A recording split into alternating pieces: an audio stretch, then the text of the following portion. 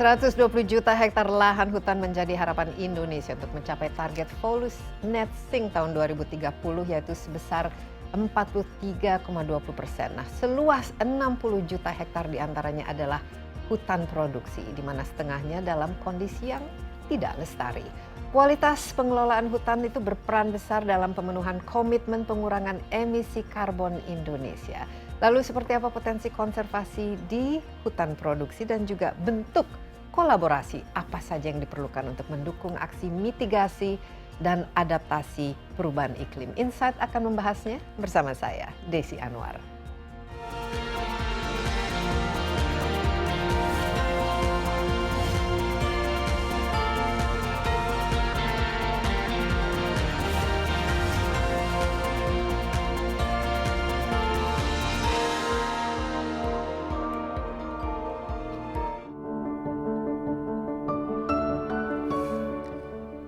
Pada tahun 2022, Kementerian Lingkungan Hidup dan Kehutanan melaporkan total luas kawasan hutan di Indonesia mencapai 120,5 juta hektar. Kawasan hutan Indonesia ini dapat diklasifikasikan menjadi 3 fungsi, yakni hutan produksi, hutan lindung, dan hutan konservasi. Hutan produksi merupakan kawasan hutan yang dimanfaatkan untuk menghasilkan bahan baku produksi. Selain memberikan manfaat kayu, hutan alam produksi ini juga memiliki peran penting dalam mengatasi perubahan iklim. Dalam hal ini, hutan dapat berfungsi baik sebagai penyerap maupun sumber karbon.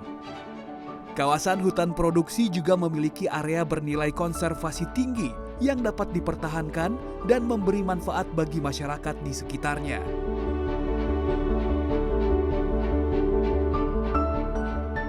Perubahan iklim adalah sumber utama hilangnya keanekaragaman hayati. Di sisi lain, keanekaragaman hayati adalah bagian dari solusi mitigasi perubahan iklim. Keselarasan kebutuhan ekologi dan ekonomi menjadi sangat penting untuk mencapai hutan yang lestari dan juga masyarakat yang sejahtera.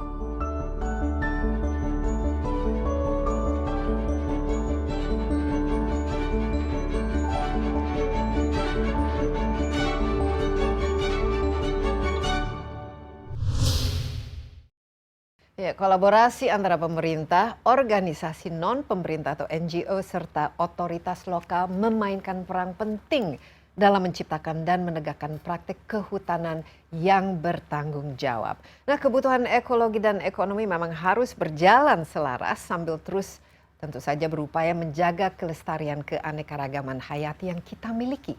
Lalu seperti apa sebenarnya peran hutan, khususnya hutan produksi, dalam menunjang kehidupan flora dan fauna serta bagi kehidupan masyarakat setempat? Saya sudah ditemani oleh Profesor Haryadi Kartudiharjo selaku Penasehat Senior Menteri LHK yang juga merupakan Guru Besar Kebijakan Kehutanan IPB. Dan juga ada Mbak Herlina Hartanto selaku Direktur Eksekutif Yayasan Konservasi Alam Nusantara. Mbak Herlina, Prof. Haryadi, apa kabar? Senang sekali kita berjumpa. Dan kita menurut saya ini topiknya itu sangat-sangat penting. Karena kalau kita bicara mengenai hutan, kita sudah tahu Indonesia selain yang di Brazil dan di Amazon ini merupakan paru-paru dunia. Dan kita juga dunia termasuk Indonesia memiliki target untuk mengurangi emisi. Kita zero emission pada tahun 2060 dan kita juga punya target untuk net sink khususnya dalam kehutanan dan land use atau penggunaan lahan itu pada tahun 2030. Diharapkan yang kita miliki itu bisa menyerap ya CO2 yang berkontribusi terhadap pemanasan global. Nah, kita memiliki 120 juta hektar hutan di seluruh Indonesia. Ini catatan yang saya dapatkan. Nah, kalau sekarang ini kita melihat, mungkin saya mulai dari Prof dulu ya. Apa peran ya khususnya hutan di Indonesia dari segi bukan saja kelestarian yang kita perlukan tentu saja untuk aspek lingkungan hidup, tapi dari segi ekonominya dan juga dari aspek sosialnya. Bagaimana Prof melihatnya? Serta kondisinya sekarang ini. Dari 120 juta hektar tadi, sebenarnya kan dibagi 3 fungsi ya. Untuk konservasi, dan di situ kalau tadi ada mengenai peran kehutanan, maka ini konservasi flora fauna. Jadi kita tahu bahwa kehidupan manusia sangat juga penting didukung ya oleh kehidupan flora dan fauna ini. Ada binatang, ada tumbuhan langka dan seterusnya seperti itu. Nah, selain itu juga ada hutan lindung yang lebih spesifik untuk membantu masyarakat, sebenarnya memberikan servis pada masyarakat terkait dengan perlindungan ekosistem. Jadi bagaimana banjir itu terjadi, kekeringan di danau dan seterusnya, itu bisa dikendalikan kalau hutan lindungnya ini bagus. Fungsinya betul-betul forest sebagai biofisik mereka gitu ya. Dan yang ketiga adalah hutan produksi. Hutan produksi saya kira sejak tahun 60-an sudah dieksploitasi untuk berbagai manfaat ya. Ada ekonominya, tapi juga ada sosialnya. Juga hutan produksi itu penting bagi lingkungan juga. Jadi tidak berarti bahwa oh lingkungan itu hutan konservasi saja, enggak juga. Jadi hutan produksi juga punya peran itu. Nah, kondisi sekarang tentu seluruhnya hampir seluruhnya terdegradasi. Ya. Seluruh ini bukan seluruh saja di fungsi tadi itu. Di Indonesia ini kan rata-rata berapa persen di pulau terbesar tentu saja Kalimantan ya. Kalau 120 juta ini bagaimana? Tentu lokasi yang paling banyak. Tentu yang relatif lebih baik itu di Papua ya. Bahkan di sana itu mungkin 80 sekian persen itu masih utuh di situ ya. Nah, tetapi kalau kita tadi melihat fungsi ya, ada konservasi, lindung dan produksi, tentu kemudian yang penting juga kita lihat bukan hanya hutan produksi untuk ekonomi ya, tetapi juga perlindungan kaitannya dengan aspek-aspek kebencanaan, aspek-aspek perlindungan untuk satwa liar dan seterusnya itu yang terkait dengan dua hutan ini. Nah, memang kalau dilihat degradasinya, itu yang paling besar adalah hutan produksi. Itu hampir separuh. Jadi kalau hutan produksi itu sampai 60, pernah pengusaha hutan itu sampai 69 juta hektar, itu sekarang sudah 35 sampai 40 juta itu sudah tidak lagi dikelola oleh perusahaan. Artinya jadi ditinggalkan begitu saja. Tinggalkan, degradasi. Degradasi dan saya kira kalau hanya untuk menghasilkan kayu bulat seperti dulu, itu nggak layak secara finansial begitu. Maka kemudian ada orientasi juga terhadap hutan-hutan seperti ini, apakah kemudian untuk menyediakan karbon, apakah untuk menjadi wisata alam, dan seterusnya. Jadi harus dipikirkan ya ke depan, karena memang kita dulu sangat tergantung secara ekonomi dengan kita mengekspor ekonomi kayu. Tapi ini kembali ke kita 120 juta hektar dari Sabang sampai Merauke, paling banyak tentu di Kalimantan itu berapa persen hutan yang kita miliki, Prof. Aryadi? Kalau karena di sini saya lihat lebih banyak yang paling banyak sesuai dengan luas pulaunya aja. Jadi yang paling banyak pasti di Papua. Nah, gitu ya. Kalau yang khusus untuk produksi paling banyak di mana? Yang sekarang yang masih bekerja itu di Kalimantan juga masih ada. Itu saya kira dan Papua. Karena Sumatera, Sulawesi, di Jawa itu sudah berbeda ya. Ya, itu sudah berbeda. Lebih banyak untuk ini sekarang. Banyak Kalimantan dan Papua. Untuk produksi. Untuk biasanya sekarang untuk ini ya CPO ya, untuk plantation. Jadi 60 juta hutan produksi, tapi lebih banyak yang terdegradasi sekarang sudah berkurang menjadi 30 juta. Ini apa konsekuensinya dari berkurangnya aktivitas hutan produksi itu terhadap kondisi hutan itu sendiri, Prof? Ya, terhadap kondisi hutan sebenarnya setiap upaya yang bersifat komersial, tentu saja kalau unsur-unsur pendukung komersial itu tidak ada, ditinggalkan seperti tadi itu. Tetapi kalau orang berpikir lain, oh ini bukan soal kayunya yang bisa dijual seperti itu, tapi bisa juga dikonversi menjadi kebutuhan-kebutuhan, katakanlah misalnya tadi itu penyerapan karbon di udara, wisata, juga untuk masyarakat yang kaitannya dengan sekarang juga boleh agroforestry, itu berarti campuran antara pertanian dan kehutanan, itu bisa ke situ. Tapi persoalannya juga kita tahu bahwa pada tingkat itu ada juga persoalan hak atas tanah. Nah, ini dia. Gitu ya. Ini yang biasa. Apalagi karena di hutan kan bukan berarti tidak ada manusia. Mungkin sudah turun-temurun. Mereka merupakan rumahnya adalah hutan masyarakat adat ya. Betul. Jadi seringkali orientasinya bukan soal pemanfaatan, tapi membereskan persoalan hak atas tanah ini ya, sekaligus bagaimana pengembangan ekonominya. termasuk juga karbon dan seterusnya Iya. sudah ada yang dikelola oleh masyarakat adat. Iya, di ini situ. menarik sekali Mbak Herlina kan dari Yayasan Konservasi Alam Nusantara. Mungkin bisa cerita sedikit ya mengenai yayasan ini, kenapa didirikan dan bagaimana cara bekerjanya dan apa kira-kira visi misinya khusus dalam melakukan konservasi terhadap alam Nusantara. Baik, terima kasih Mbak Desi. Jadi Yayasan Konservasi Alam Nusantara berdirinya tahun 2014 dan visinya sebetulnya untuk melindungi alam, baik di daratan maupun di lautan. Nah, saat ini kami bekerja di 14 provinsi di seluruh Indonesia. Nah, dalam melaksanakan visi konservasi ini, kami tentunya bekerja sama dengan pemerintah, dengan perusahaan, LSM, dan tentunya juga dengan masyarakat. Untuk mendorong praktek-praktek yang berkelanjutan. Ini maksudnya praktek-praktek terbaik untuk memastikan hutan tersebut dan sumber daya alam tersebut lestari dan masih dapat terus dikelola dalam jangka panjang. Mengelola hutan dengan cara berkelanjutan ya. Betul, Tapi apa iya. sebenarnya yang Mbak Herlina lihat dalam Iya. kondisi hutan khususnya di Nusantara ini yang sehingga membuat Herlina merasa penting ini harus Iya. ada yayasan seperti ini? Betul. Ya, yang kita lihat memang hutan itu sebetulnya menunjang bukan hanya kehidupan manusia ya Mbak Desi, tapi tentu juga menunjang begitu banyak jutaan spesies flora dan fauna. Dan kita juga tahu bahwa sebetulnya kalau dari seluruh luasan di dunia, Indonesia itu sebetulnya bukan pemilik luasan terbesar di dunia. Jadi planet bumi ini kan sebetulnya 30% daratan, Ya. 70% lautan. Dari 30% ini sebetulnya yang hanya bisa dihuni hanya 70%. Nah, kalau kita bedah lagi nih Mbak Desi, 70% itu ternyata 30%-nya itu hutan. Nah, kalau kita melihat luas hutan saja tanpa melihat jenis, sebetulnya negara-negara seperti Rusia, kemudian Kanada, Amerika, Cina, Australia, hutannya itu lebih luas Iya, dibandingkan mereka juga dengan- memiliki kan. Betul. Cuman spesiesnya Nah, berbeda. jenis spesies hutannya jenis. itu kalau untuk di Indonesia ini bisa dibilang jenis unggul karena hutan hujan tropis.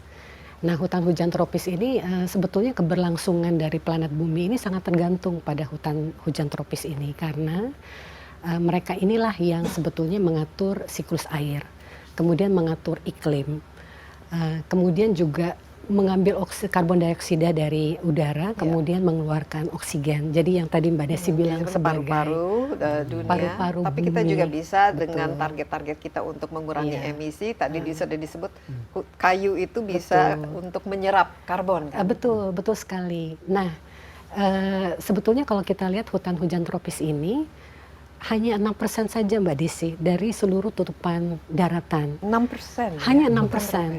Tetapi lebih dari setengah jenis atau spesies yang ada di bumi ini hidup di dalamnya. Jadi terkonsentrasi di dalam satu belt yang tipis ya antara Tropic of Capricorn sama Tropic of Cancer. Nah, jadi ini yang menyebabkan kita kehidupan bumi ini ada di negara-negara yang mempunyai hutan hujan tropis seperti di Indonesia dan tentu selain Kongo, Republic of Congo dan Di Amazon ya. di negara-negara Brazil. pemilik hutan Amazon. Ya, dan memang akhir-akhir ini juga degradasi terhadap hutan, khususnya hutan tropis ini memang kita lihat di Brazil juga ya, di Amazon. Dan tentu saja di Kongo, apalagi di sana. Nah, di Indonesia sendiri, ini kan berkaitan dengan kepentingan ekonomi juga ya. Prof, khusus untuk Indonesia ya, selama ini kan Prof kan memberikan nasihat ya kepada Kementerian Lingkungan Hidup ya, dalam kita mengelola hutan ini, kan sudah dibagi-bagi tadi, ada yang khusus untuk konservasi, itu berapa persen? Dan produksi berapa persen, dan yang hutan istilahnya hutan lindung, Ya. itu berapa persen, dan bagaimana, apa pemikiran di balik ini, dan menurut Prof, ini masih layak dengan seperti itu fokusnya? Iya, jadi untuk penataan pengelolaan tentu saja tidak bisa diseragamkan. Artinya sifat-sifat konservasi dengan lindung saja beda. Jadi konservasi itu lebih mempertahankan keragaman spesies jenis misalnya ya, memastikan, karena itu penting sekali. Tapi kalau lindung itu walaupun di dalam hutan lindung juga ada harimau gitu ya, ada itu juga, tapi fungsinya memang diarahkan untuk konservasi sumber daya air. Kita tahu bahwa air bersih juga menjadi kebutuhan manusia di bumi ya, dan itu terletak di situ. Nah, kalau produksi memang fleksibel. Dan biasanya produksi dilakukan pengelolaan ya kalau yang investasi di situ menguntungkan dong, gitu nggak mungkin merugikan. Jadi sebenarnya tugas kita secara bersama-sama, kalau boleh di scoring gitu ya, itu lebih tinggi untuk hutan lindung dan konservasi. Karena itu sebetulnya kehidupan di bumi tergantung itu. Nah gitu itu kekayaannya kan justru di situ. Betul, betul. Ini kita istirahat sebentar, Prof. dan juga Mbak Herlina, tetaplah bersama kami. Insight with Desi Anwar akan segera kembali.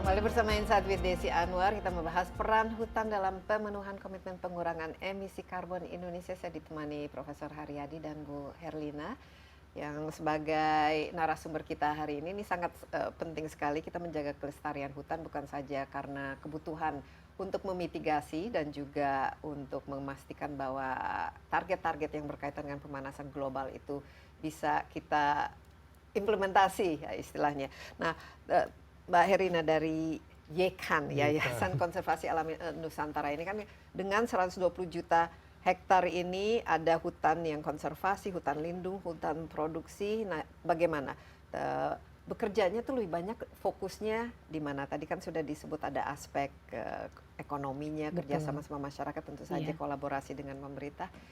Menjalankan dan menerapkan visi misi selama beberapa tahun ini bagaimana Mbak Herlina? Yang kami kerjakan pada saat ini Mbak Desi adalah tentunya bekerja sama dengan para pihak. Yang kami garap juga sebetulnya walaupun sebagai lembaga konservasi, tapi kami juga melihat sebetulnya bagaimana produksi itu bisa berjalan selaras dengan lingkungan. Jadi produksi, ekologi, dan tentunya konservasi keanekaragaman hayati, itu juga kami lihat.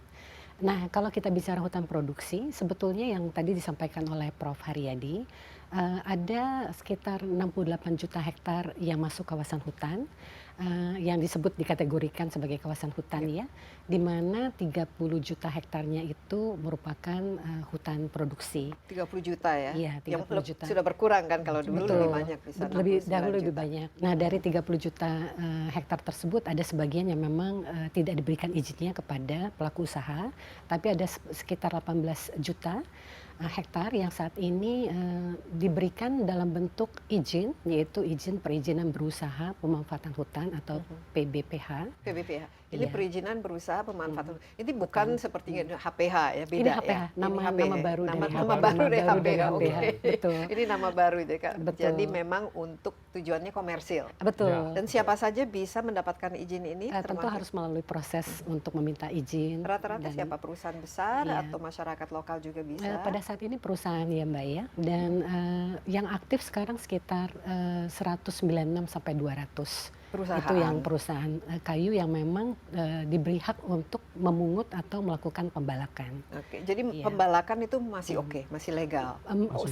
Sangat legal. Memang karena dalam bentuk izin. Nah, tentu izin yang diberikan oleh pemerintah kepada pelaku usaha ini ada peraturannya, yaitu mereka harus melakukan pembalakan rendah dampak atau reduce impact logging, di mana dalam 1 hektarnya, dan memang ini sudah diterapkan kalau sesuai dengan peraturan ya, itu sekitar 1 hektarnya mungkin sekitar 6 sampai 10 pohon per hektar yang ditebang, mengikuti dengan peraturan-peraturan dan standar-standar yang diberikan oleh pemerintah. Nah, yang menarik Mbak Desi, mengapa Yayasan Konservasi Alam Nusantara itu juga memfokuskan diri untuk melakukan pendampingan kepada pelaku usaha di hutan produksi.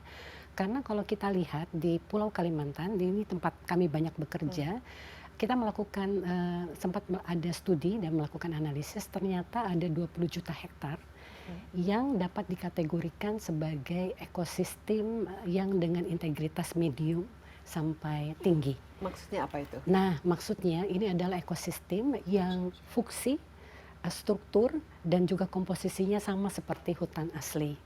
Nah, dari 24 juta hektar ini, setengahnya itu ada di dalam perusahaan kayu. Oke, jadi sebenarnya ini bisa kategorikan untuk dikonservasi juga kan? Jadi tapi dalam hutan yang produksi. Betul, persis. Jadi kalau memang seandainya perusahaan itu melakukan praktek yang baik dan kalau memang mereka mau tapi tidak mampu kami dampingi, tujuannya adalah untuk menyelamatkan yang 12 juta hektar Oke, yang dengan ekosistem integritasnya itu masih bagus. masih bagus. Seperti hutan asli. Nah, Masih ini seperti pendamping hutan kan asli. selama ini Yekan mendampingi berapa perusahaan? Total kita sudah mendampingi 27 perusahaan. 27 perusahaan. Betul, dengan total 2,2 juta hektar. Nah, Dan bagaimana cara mendampinginya dan apa-apa saja yang dilakukan, Mbak Herlina? Apakah Iya. memastikan bahwa pembalakannya juga sesuai dengan cara-cara metode yang Iya. ramah lingkungan? Betul. Jadi ada satu standar ya Mbak Desi ya yang diminta oleh pemerintah yang namanya standar pengelolaan hutan produksi lestari PHPL. Nah, kami membantu dengan membuat modul, kemudian juga melakukan pendampingan teknis kepada 27 perusahaan. Dari 27 perusahaan ini, mereka harus mengikuti standar dan dinilai oleh pemerintah statusnya seperti apa. Dari 27, 21 sudah lulus mendapatkan sertifikat ini dan Jadi ada nilainya bagus. sertifikatnya. Ada. Dan ini Iya. sertifikat dikeluarkan oleh pemerintah. pemerintah, Jadi ada iya. checklistnya. Nah, Betul, kalau Prof. Arya, kalau iya. dari pemerintah siapa yang melakukan ini dan apakah memang betul-betul ada on the ground memastikan bahwa pemegang izin dari APH yang baru ini, PBPH ini mereka betul-betul sesuai dengan kriteria yang diberikan. Jadi sebenarnya saya ingin pastikan ya bahwa PBPH itu sebenarnya nama baru. Nama baru Tapi dari barangnya HPH. lama. Tapi barangnya lama. Kemasan baru. Kemasan baru. Tapi diharapkan ada semangat baru. Ya, Kalau betul, dulu betul, mungkin menebang betul. hanya khusus untuk kepentingan Ya, ekonomi, tapi di ya. sini ada lebih luas lagi lah kepentingan untuk melestarikan. Itu ya, betul. Jadi ada aspek-aspek yang diperbarui tentu saja dalam kebijakan ini untuk memastikan arah sustainability tadi, kelestariannya tadi. Tetapi juga ada kebijakan-kebijakan baru yang dipastikan bisa dijalankan. Itu namanya multi usaha kehutanan. Multi usaha kehutanan. Multi-usaha. Jadi kita tahu bahwa tidak seluruhnya perusahaan itu masih seperti dulu ya, Yang hanya- homogen, iya. hanya nopang ya. Tebang-tebang. Pastilah sudah ada perubahan-perubahan dan di situ sebetulnya perusahaan bisa berinovasi untuk memastikan apakah ada juga misalnya hasil hutan bukan kayu yang bisa dikembangkan. Bahkan bila perlu, oh ini lokasinya menarik dan aksesnya cukup lumayan, Bisa bisa untuk juga wisata untuk wisata. misalnya. Misalnya. Jadi lebih memberikan kesempatan seluas-luasnya untuk suatu tujuan ekonomi yang berkembang yang tidak dipikirkan pada tahun 70-an dulu, ya orientasi waktu itu kayu.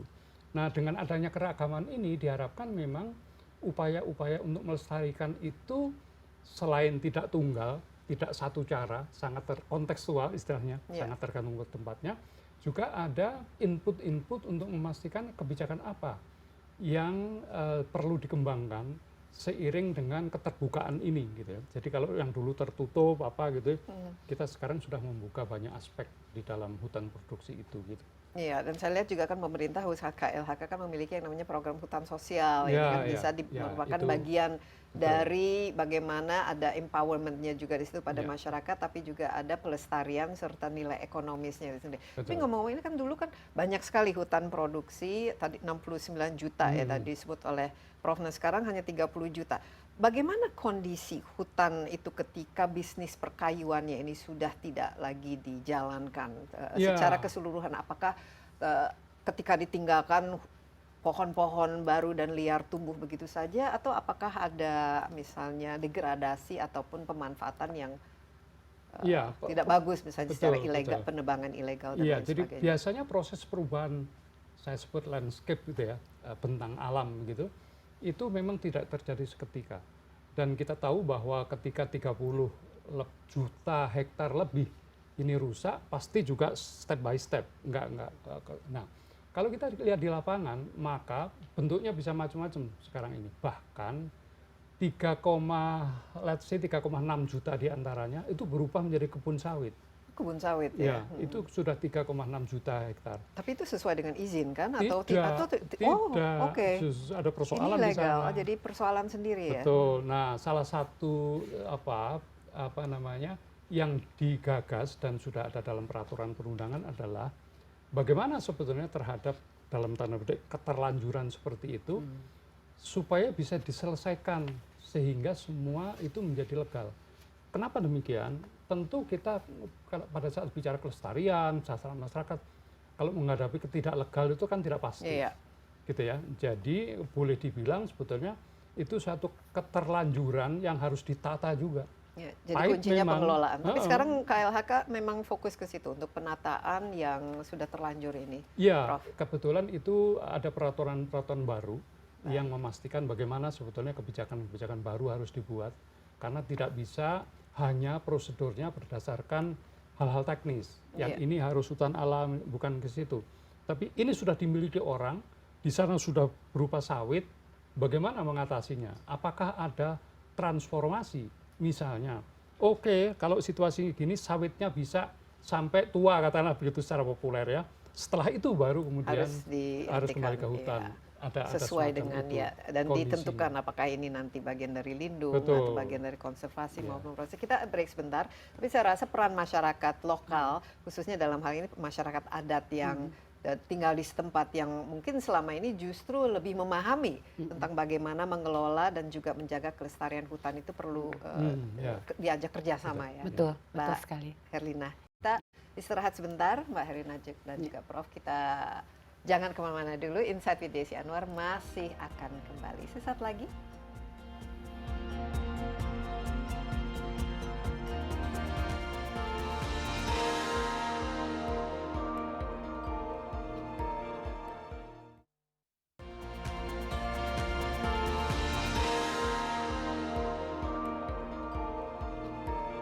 Kembali bersama Insight with Desi Anwar, memang pengelolaan hutan harus tepat, efektif, dan efisien agar kelestarian dapat tercapai. Pertimbangan aspek sosial ekonomi dalam pengelolaan hutan itu menjadi sangat penting ya, agar hutan lestari, lingkungan terjaga, dan tentu saja masyarakat, khususnya masyarakat setempat, sejahtera. Nah, partisipasi nyata masyarakat dalam pembangunan dan pengelolaan di bidang kehutanan pun ini menjadi bagian yang sangat vital. Nah, seperti apa peran masyarakat setempat dalam praktik pengelolaan hutan lestari? Saya sudah bergabung bersama kami tokoh masyarakat adat Wehea, Pak Sianggea, untuk membahasnya, dan juga masih ditemani oleh Mbak Herlina ya, dari Yayasan Konservasi Alam Nusantara, dan juga Profesor Haryadi yang merupakan senior penasehat senior dari KLHK. KL. Nah, tadi kita menyebut betapa pentingnya kolaborasi khususnya dengan masyarakat setempat. Nah, masyarakat adat ya, itu tentu saja hutan ini sudah merupakan bagian dari budaya kehidupan yang turun-temurun. Mungkin Pak Siang dari sebagai anggota tokoh masyarakat Wehea bisa cerita sedikit bagaimana hubungan ya antara masyarakat Wehea itu dengan hutan yang ada di sekitarnya selama ini, dan bagaimana memanfaatkannya, dan ini kearifan lokal yang menjadi bagian dari pelestarian hutan setempat juga. Ya, peran penting hutan bagi masyarakat Wehea, karena kami sebagai masyarakat Wehea menganggap hutan itu adalah peaplai, dalam bahasa Wehea atau lumbung kehidupan. Lumbung kehidupan. Apa? Ya. Peaplai, lumbung kehidupan. Di mana kami sebagai masyarakat Dayak Wehea yang sudah lama juga tinggal di sekitar hutan, tentunya kami sudah biasa dengan hutan ya. Karena hutan itu menyediakan semua sumber untuk kami, terutama air bersih, udara bagus, flora fauna yang kami butuhkan, terutama dalam hal upacara adat kami juga kami butuhkan di bahan-bahannya ada di hutan ya. Nah, terus kami sebagai masyarakat adat Wehea juga mempunyai hukum adat yang mengikat kami dan terus untuk menjaga kelestarian hutan itu. Misalnya ada hal yang tidak boleh kami tebang, itu ketika kita melakukan pelanggarannya kami disangsikan. Contohnya apa saja yang tidak boleh dilakukan? Misalnya tanaman obat-obatan atau buah-buahan, karena sifatnya untuk kita makan nanti, kalau misalnya kalau kita datang itu ditebang, berarti kita harus tanam lagi gitu. Dan seberapa luas ini hutan yang masyarakat Wehea memiliki akses? Dan apakah akses ini sudah, maksudnya selama ini tidak ada masalah masuk ke hutan? Dulu ya kami sebenarnya luas sekali hutannya, sekitar Morawahau dan Kombeng Telen ya, sebelum dimekarkan menjadi kabupaten ya. Sebelum ada waktu itu kan HPH. Iya. Ya kita pahamlah aturan HPH dulu, kita buat perahu aja Ya, ditangkap lah di ini era biasa itu. peraturannya dari atas Iya. soalnya. Kadang-kadang tidak berkonsultasi dulu Iya, ya dengan kepentingan sehingga masyarakat masyarakat. ketika mau mengambil kayu juga ya kadang-kadang juga ditangkap atau segala macam itu kan ada istilah semacam banjir kap lah istilahnya dulu itu. Itulah agak membuat kebebasan bagi masyarakat untuk mengambil kayu, terutama untuk penghidupan mereka sehari-hari, terus kemudian untuk bahan bangunan rumah-rumah mereka di sana seperti itu. Jadi dulu sempat ya susah mendapatkan akses ya, ada konflik lah karena dianggap tidak ini ya. Ya susah dulu ya dengan Karena ada HPH ya. Ini HPH. sekarang ini di Kutai Timur kan. Iya. Ini apa sekarang? Tadi kan kita sebut ada hutan yang konservasi, hutan lindung, hutan produksi. Secara khususnya di yang hutan di sekitar. Kalau yang di Wehea, kami sekarang itu adalah hutan lindung. Hutan lindung. Hutan lindung Wehea yang selama ini kami jaga, kami rawat. Sebelumnya kan itu kan HPH. Setelah kami lakukan rapat adat sekitar berapa kecamatan di tempat kami memutuskan bahwa ini ditetapkan menjadi hutan lindung. Nah, apa perubahan terbesar dalam menjadikan ini bagian dari hutan lindung? Setelah kita tetapkan melalui upacara adat tahun 2004, ya, melalui penancapan patung, dengan proses ritual dan sumpah di situ, ya, bagi kami ketika sudah disumpah begitu, berarti kita komitmen semua. Ini memberikan peluang bagi kami adalah bagaimana kami merasa ini hutan kami kembali gitu, dan kami berhak atas apa yang ada di dalamnya, dan tentunya tidak asal mengambil, tetapi ada hukum-hukum adat yang mengatur kami. Contohnya hukum adat yang diterapkan kalau ada pelanggaran apa? Kalau misalnya kami mengambil kayu gitu, tidak seizin sesuai dengan aturan hukum adat, ya pasti kena sanksi adat. Misalnya contoh dulu pernah ada pembangunan homestay apa di dalam karena gampangnya membangun bangunan itu, mereka langsung potong saja kayu yang terdekat, itu kita denda. Karena kami sudah komitmen jangan tebang kayu itu. Jadi komitmen itu sudah ada ya Itu untuk sudah. melindungi hutan itu. Nah, dari ini luasnya sekarang yang menjadi bagian hutan lindung ini 38.000 itu yang kita jaga. Kemudian kita juga coba mengembangkan ke yang namanya konservasi kerjasama dengan pihak-pihak ketiga, di mana kami juga punya namanya Petku Muhe, penjaga hutan, PM, ya, yang selalu patroli menjaga hutan ini. Itu baik yang tua maupun yang muda, kami punya komitmen di situ yang berpatroli dan menjaga itu. Sehingga ketika pihak ketiga pun melihat kami di sekitar hutan, punya komitmen yang teguh untuk menjaga dan merawat hutan, mereka memberikan apresiasi lah kepada kami, dan perusahaan juga kerjasama dengan kami. Misalnya contoh DSN Group ya, ada konservasi yang kami jaga 1.400 hektar. Ada juga dengan PT NAS, kita punya namanya Transit Forest. Jadi kalau sekolahnya orang hutan di Balikpapan, sebelum masuk ke hutan istilahnya itu dia ditransitkan dulu di tempat kami.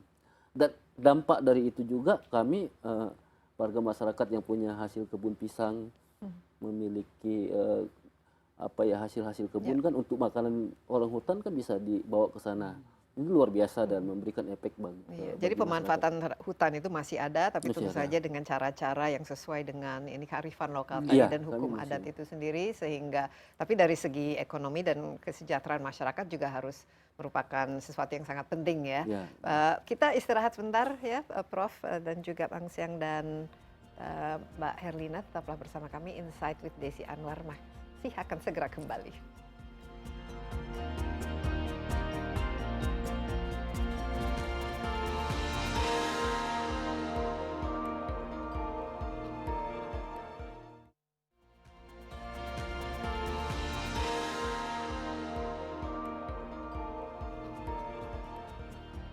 Kembali bersama Insight with Desi Anwar, bersama saya tokoh masyarakat adat Wehea Pak Siang Gea dan juga Bu Herlina Hartanto selaku Direktur Eksekutif dari Yayasan Konservasi Alam Nusantara atau YKAN, dan juga Profesor Haryadi, Penasihat Senior Menteri LHK dan juga merupakan Guru Besar Kebijakan Kehutanan IPB. Tadi kalau kita mendengar sebenarnya kita harusnya berguru ya kepada masyarakat adat masyarakat lokal khususnya yang sudah turun-temurun di sana dan paling tahu menjaga hutan ya. Dan ini kalau rumah tadi disebut lumbung ya. Lumbung. Lumbung pasti akan dijaga terus-menerus ya. Nah, Yekan selama ini bagaimana bekerja sama dengan masyarakat setempat ini? Dengan masyarakat WH salah satu dari Dampingan kami. apa saja Iya. yang dilakukan Iya. dan bagaimana cara bekerjanya dan kira-kira ya nilai tambah yang diberikan dalam kerjasama maupun memfasilitasi pelestarian hutan ini seperti apa Mbak Herlina? Betul. Jadi masyarakat WIHI ya itu memang merupakan masyarakat dampingan kami, Mbak Desi, dari tahun 2004. Dan kita lihat sebetulnya masyarakat itu memegang peranan kunci dalam pelestarian dan pengelolaan sumber daya secara lestari. Karena memang kehidupan mereka tergantung pada hutan. Ya. Kami lihat untuk masyarakat WIHI ya, karena punya komitmen dan menghadapi demikian banyak kepentingan yang baru yang masuk ke dalam wilayah mereka, tentu memerlukan keterampilan-keterampilan dan kapasitas yang berbeda. Mulai dari bagaimana mereka membangun mimpi bersama, bagaimana mereka melihat 5 atau 10 tahun ke depan masyarakat mereka.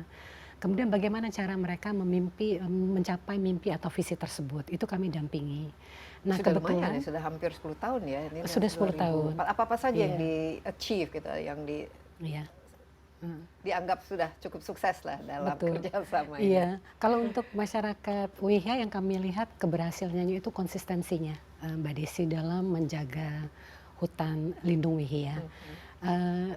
Ada yang disebut dengan Pekuk Ya. Pekuk Mehwe yang disebut oleh Pak Siang tadi, yang itu tidak ada yang harus mengatur, mereka melakukan patroli sendiri.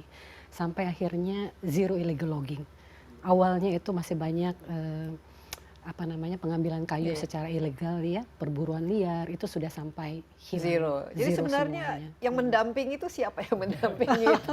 Teman-teman masyarakat. Ya, WIHI. masyarakat yang sebetulnya penggeraknya. Iya. Jadi kami mendampingi dari belakang apa kekurangan yang harus di kapasitas baru. Misalnya untuk survei orang hutan, mereka belum bisa mengikuti standar yang baik. Itu juga kami dampingi. Ada jadi pendataan. Betul. Ya. Masih banyak ya orang hutan di sana. Masih banyak di sana.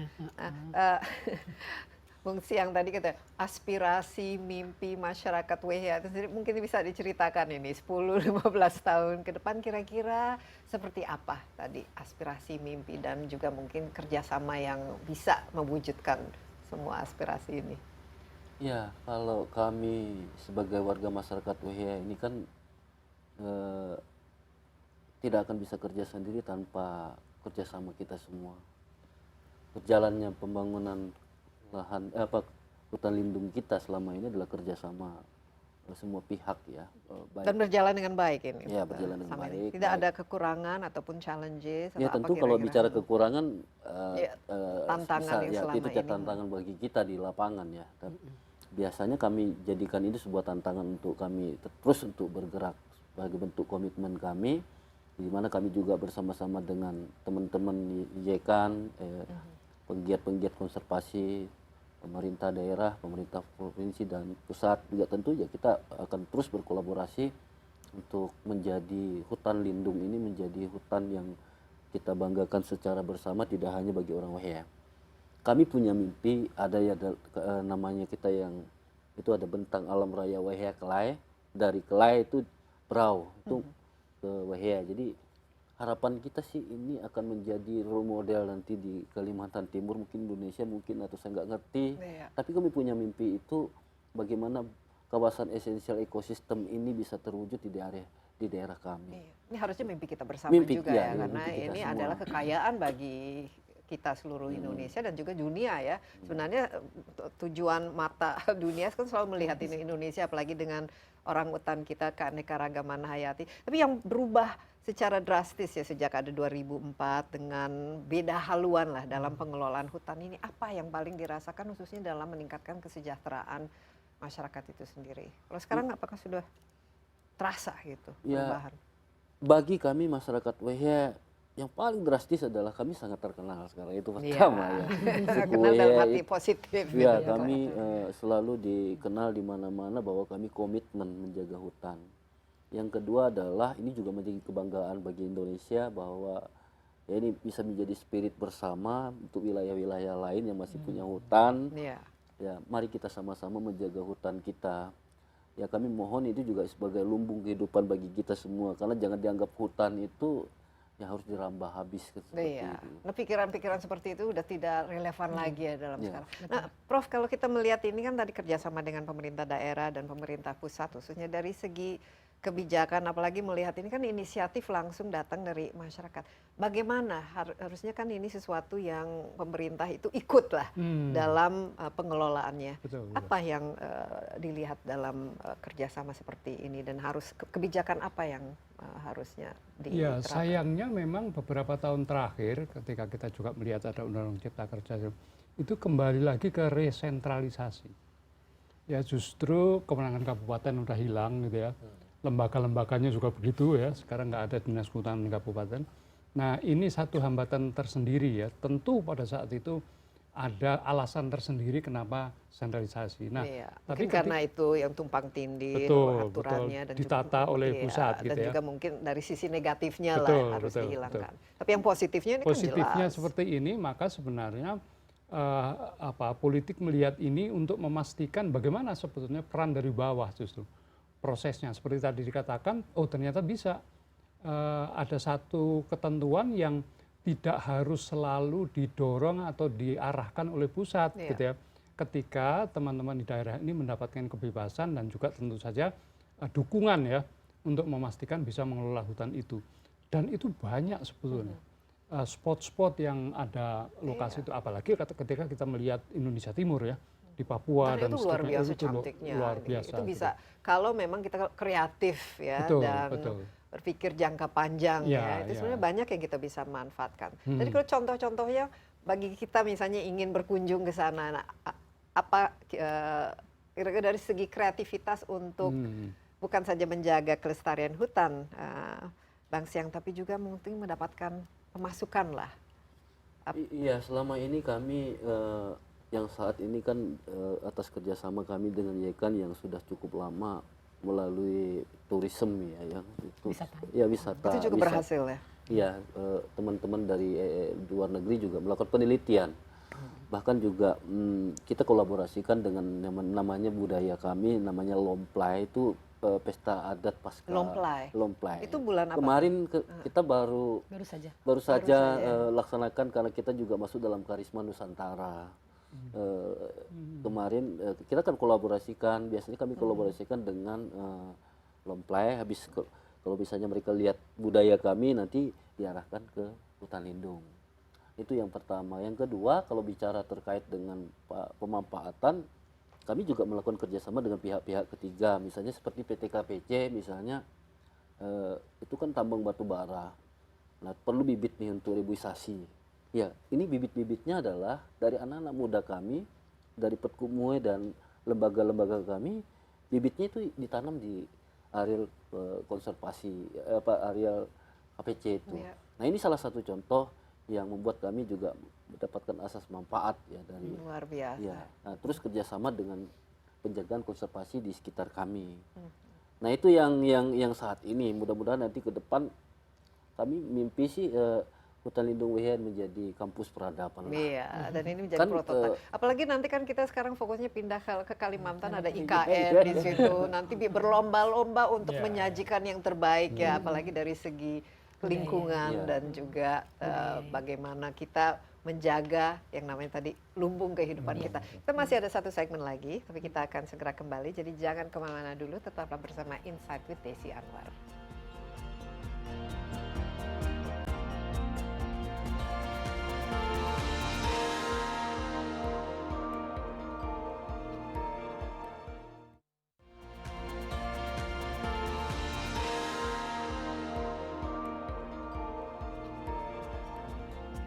Kembali bersama Insight with Desi Anwar, ada Bu Herlina Hartanto selaku Direktur Eksekutif Yayasan Konservasi Alam Nusantara, ada Profesor Haryadi, Penasihat Senior Menteri LHK, dan Guru Besar Kebijakan Kehutanan IPB, dan juga tentu saja ada tokoh masyarakat kita, bintang tamu kita hari ini, tokoh masyarakat adat Wehea Siang Gea. Tadi luar biasa, sepertinya bisa dijadikan ya apa yang dilakukan oleh Siang dan juga teman-teman di WHA itu ada prototipe bagaimana mengelola hutan secara lestari, secara berkesinambungan, tapi juga memberikan nilai tambah dan nilai ekonomis bagi masyarakat setempat. Menurut saya ini sesuatu yang harus menjadi bukan saja contoh bagi kita semua, tapi pemerintah juga bisa mengambil contoh ini dan diterapkan ke tempat-tempat lain. Jadi, sekarang ini status bagaimana? Kan masyarakat hukum adat sudah mendapatkan status karena ini legalitas di negara ini kan penting, baik itu dari status tanah, status karena dengan legalitas ini mempermudah semua. Ini bagaimana, Bung Ya, Siang? itu yang jadi tantangan bagi kami sih. Status hutan lindung kan ya kemarin kita sudah ditetapkan menjadi kawasan hutan lindung. Sudah Ya, mulai tahun 2022. kami juga kan? berupaya mengusulkan pengakuan masyarakat hukum adat biar ini bisa dikelola. Tetapi segala sesuatu terkait dengan persoalan politik yang ada di tempat kami ini yang paling lama, karena kebetulan saya ini orang politik, dipikirnya ini kepentingan Pak Sianggah gitu. Sebenarnya bukan itu, tetapi adalah bagaimana kita ingin mewujudkan kelestarian hutan kita, kelestarian budaya kami juga yang ada di situ. Tapi seberapa penting pengakuan ini MH ini masyarakat hutan? Ya, masyarakat sebagai hukum legal adat? ya sebagai legal kami sih yang bisa dirasakan langsung oleh masyarakat ya. Karena selama ini kami juga mau bergerak juga susah ya. Tapi kalau ada pengakuan masyarakat hukum adatnya itu terkait dengan hutan adat, saya kira sepenuhnya akan dirawat dan dijaga oleh masyarakat. Dan memang adat. sudah sepantasnya karena yang paling paham, yang memiliki kearifan lokal dan juga bisa dan sudah terbukti merawat ya, bukan merusak ya. Dan mereka ya kalau misalnya kalau perusahaan dan lain sebagainya mungkin tanggung jawab mereka hanya sebatas profit saja, tapi ini kan turun temurun. Mungkin ke depannya dengan adanya YEKAN ini, Pak Herina, apa yang perlu dilakukan dan apa yang masih bisa dilakukan khususnya untuk membantu mendapatkan bukan saja legalitas tapi juga supaya mimpi dari teman-teman di masyarakat WHA ini bisa terwujud. Betul, yang pasti kami akan terus mendampingi masyarakat adat WHA ya, Mbak Desi ke depannya. Dan kami yakini pasti melihat kinerja dari masyarakat yang luar biasa, ini hanya masalah waktu. Tapi bagi kami adalah, mimpi kami sendiri adalah tidak berhenti di satu tempat. Contoh yang kita lihat di WHA, itu sebetulnya merupakan yang tadi Mbak Desi bilang prototipe, untuk direplikasikan di banyak tempat. Nah, kami sudah mengembangkan pendekatan yang disebut dengan aksi inspiratif warga untuk perubahan atau sigap warga untuk perubahan atau sigap. Yang pada saat ini sudah dilakukan di 150 desa di seluruh Indonesia di 15 kabupaten. Nanti akan lebih banyak lagi desa-desa seperti Desa Dewehya yang bisa melestarikan alam tapi juga mensejahterakan diri mereka sendiri. Dan ini datangnya dari bawah kan, bukan justru ide-ide ini. Oh betul. Jadi ide-ide kreatif yang selama ini ada dari 150 desa ini dan juga dari teman-teman masyarakat adat WHA, apa-apa saja yang bisa Banyak sekali. Ya selain mereka juga sangat kreatif Mbak Desi ya dalam menjaga hutan. Kemudian juga banyak sekarang mata-mata pencarian yang sebelumnya itu belum ada. Misalnya batik dengan menggunakan pewarna dari buah mangrove. Betul. Kemudian juga produk-produk yang berasal dari alam yang diproses dengan lebih baik seperti madu dan sebagainya. Nah, tadi Prof Haryadi juga menyebut mengenai perusahaan-perusahaan kayu sebetulnya sudah dengan kebijakan baru di tahun 2021 sudah fokusnya itu bukan hanya bisnis kayu, tapi juga bisa mengembangkan usaha-usaha non kayu. Nah, sebetulnya usaha-usaha non kayu ini penting sekali karena selaras dengan kehidupan masyarakat. Nah, itu sebabnya YEKAN pada saat ini berproses untuk mendukung satu perusahaan kayu yang luasnya 44.000 hektar di Kalimantan Timur. 44 hektar? 44.000 hektar. 44.000, Hutannya luar biasa indahnya di Kalimantan Timur, di Kabupaten Berau. Luar biasa indah di satu bentang alam yang sama dengan bagian dari bentang alam. Nah, kita berharap nanti dengan kita bisa membantu perusahaan ini mengembangkan usaha, bukan saja usaha kayu dengan dampak yang ramah lingkungan, tetapi juga non kayu bekerjasama dengan masyarakat, kemudian bisa juga melindungi sebagian kawasan hutan di dalamnya, sehingga nanti orang hutan di sana, enggang di sana, ada macan dahan itu bisa hidup berdampingan Jadi dengan kalau alam. dulu hutan produksi Iya. dieksploitasi, tapi ternyata sekarang juga bisa menjadi hutan lindung, hutan konservasi dan memiliki keanekaragaman hayati, tapi dengan Betul. kolaborasi kerjasama yang ada unsur ekonominya yang Yang memenuhi baik. Betul. kebutuhan semua. Betul, Mbak Desi menyentuh satu kata kunci kerjasama. Ya. Nah di Wehia, hutan lindung Wehia itu sebetulnya ada di jantung satu bentang alam yang disebut dengan Wehia Kelai. Iya, yang tadi disebut Betul. Wehekelai ya. Iya, Itu karena- seperti apa kalau ini Luasnya ya. luasnya dan seperti apa Iya. bentuknya dan spesies Betul. pohonnya? Luasnya 1,5 juta hektar, jadi besar sekali. Dan di situ ada perusahaan sawit, ada perusahaan kayu, ada hutan tanaman industri juga (HTI), ada hutan lindung.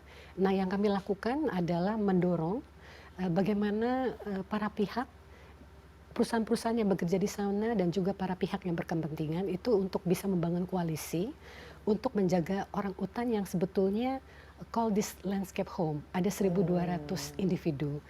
Nah, biasanya 1.200 ada 1.200 individu. Nah, biasanya Mbak Desi untuk perusahaan-perusahaan sawit dan HTI itu biasanya ada hutan yang disisakan karena memang bernilai konservasi tinggi dan juga penting bagi masyarakat. Tapi kalau pulau-pulau hutan ini tidak tersambung, nanti orang hutannya terperangkap di dalam Iya. hutan tersebut. Jadi ada koridor, Ada yang koridor khusus untuk satwa. tadi Wehia sama Betul, Kelai ini. ya. betul. Nah, nanti yang Peku Umehwe, penjaga hutan, ini akan memerankan peranan yang sangat penting. Kalau ada orang hutan yang terperangkap, mereka jago sekali tahu bagaimana membantu mengatasi konflik Iya. orang hutan dan manusia. Dan ini kalau misalnya kita viralkan seluruh, karena selama ini Indonesia kan citranya justru yang Iya. membuka lahan Kerusakan, untuk kelapa iya. sawit, kemudian orang hutannya yang kehilangan ibunya dan lain, nggak bagus lah ini. Betul. Image ini seharusnya dengan Nah, inisiatif seperti ini bisa menjadi mengubah ya wajah Betul. konservasi di Indonesia. Betul sekali Mbak Desi. Jadi banyak kisah-kisah inspiratif. Ada 2 perusahaan kayu di bentang alam yang sama, PT Gunung Gajah Abadi, yang kita melakukan survei orang hutan dengan menggunakan metodologi ilmiah. Ternyata dibandingkan 4 tahun yang lalu, karena perusahaan ini sangat berkomitmen melakukan pembalakan rendah dampak, jadi yang dari 500 menjadi 600 individu. Ada satu perusahaan lagi namanya perusahaan Karya Lestari, Luar dari biasa. 100 menjadi 185 individu. Ini dampaknya yang sangat nyata Betul. ya. Jadi kesadaran dari pengusaha di situ juga sudah ada tumbuh ya, ada Betul. perbedaan ya. Betul, karena sebetulnya menurut saya sudah mulai banyak perusahaan-perusahaan yang sudah tahu bahwa sebetulnya sustainability is a path to prosperity. Jadi tidak lagi memilih kalau mau prosper jangka panjang memang harus melakukan pengelolaan secara lestari. Iya, ini bagus sekali, sustainability is a path to prosperity. prosperity. Jadi justru kita dengan melakukan sesuatu yang melestarikan, kita manfaatnya justru lebih banyak. Mungkin Prof sebagai pernyataan terakhir, aspirasi dan juga bentuk-bentuk kerjasama seperti ini nih, apa yang harusnya pemerintah juga percepat, bantu. Kadang-kadang kan kita melihat ya, kalau bisa dilama-lamain atau tidak. Seperti misalnya memberikan aspek legalitas dan lain sebagainya. Apa yang ke depan kita saya bisa kira pelajari? ada 2 itu tadi ya pesan utama ya. Yang satu, pengelolaan hutan ini tidak bisa lagi diseragamkan. Pasti ada karakteristik. Saya kira di Kalimantan Timur aja ya, tidak hanya satu spot, tapi banyak sekali yang punya keragaman, kemudian juga itu harus diwadahi. Dan itu sebenarnya walaupun sekarang sentralisasi, mestinya policy itu didasarkan pada keragaman aktual apa yang berkembang di lapangan. Nah, mensosialisasikan hal seperti ini menjadi penting banget. Nah, kemudian yang kedua tentu saja seiring dengan tadi itu, kita tadi di awal cerita mengenai sudah 35 juta hektar hutan produksi itu hilang dan seterusnya. Itu sendiri ada unsur-unsur yang tidak dibicarakan di sini, yaitu persoalan tata kelola. Tata kelola dalam pengertian ada korupsinya loh, gitu ya, ada penyimpangan kewenangan loh, gitu ya, ada kekuatan-kekuatan yang menyebabkan ini tidak sesuai dengan kondisi yang seharusnya loh. Nah, maksud saya 2 ini harus beriringan. Jadi satu, kita melihat di lapangan ada fakta-fakta positif yang terus dikembangkan. Yang kedua, sebenarnya dalam konteks nasional dan aspek-aspek policy ada juga hambatan yang harus diselesaikan. Dalam 5 tahun terakhir ini, apakah trennya itu perbaikan atau dalam pengelolaan ini atau kemunduran atau bagaimana? Dan Kalau gimana? dari sisi bagaimana sebetulnya melihat lapangan kemudian respon yang dikeluarkan itu suatu yang positif.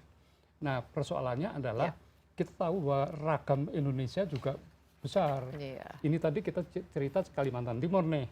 Belum Kalau kita yang lain-lain. bicara lain-lain. Belum yang di Papua Ya, itu beda belum lagi ini tipologi urusannya. dukungan daerahnya beda, macam-macam juga gitu ya.